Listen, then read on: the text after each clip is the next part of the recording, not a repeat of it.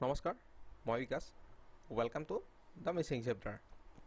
আজি কথা পাতিম 5টা মাইণ্ডছেটৰ ওপৰত কি কি কাৰণৰ বাবে আমি ৰিচ হ'ব নোৱাৰোঁ। Number 1, you always have a region.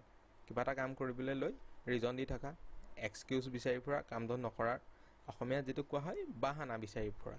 চ' সেইটো এটা মেইন ৰিজন হয়।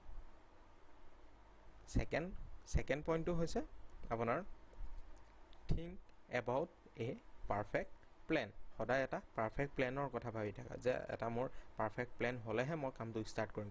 কিন্তু এটা মন কৰিবলগীয়া কথা যে কোনো প্লেনেই পাৰফেক্ট নহয়।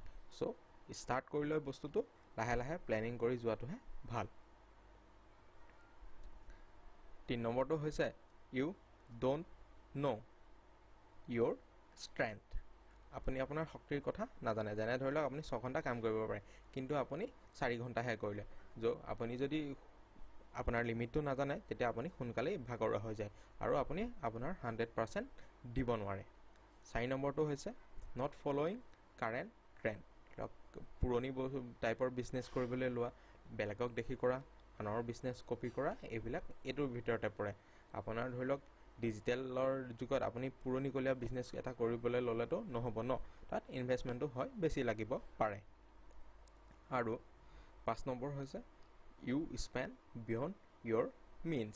এইটো মিডল ক্লাছখিনি মানুহৰ কথাই একদম কোৱা হৈ যায়। মিডল ক্লাছখিনি মানুহে লোকক শ্ব' অফ কৰিবলৈ গৈ ইনকামতকৈ বেছি খৰচ কৰে, অদৰকাৰী বস্তু কিনা বেচা কৰে, ব্ৰেণ্ডেড কাপোৰ। প্ৰথম ক্ষেত্ৰততো আপুনি ব্ৰেণ্ডেড কাপোৰ নল'লেও হয় ন, শ্ব' অফ কৰিবলৈ যোৱা তেনেকুৱা। এইকেইটাই হৈছে মেইন ৰিজন।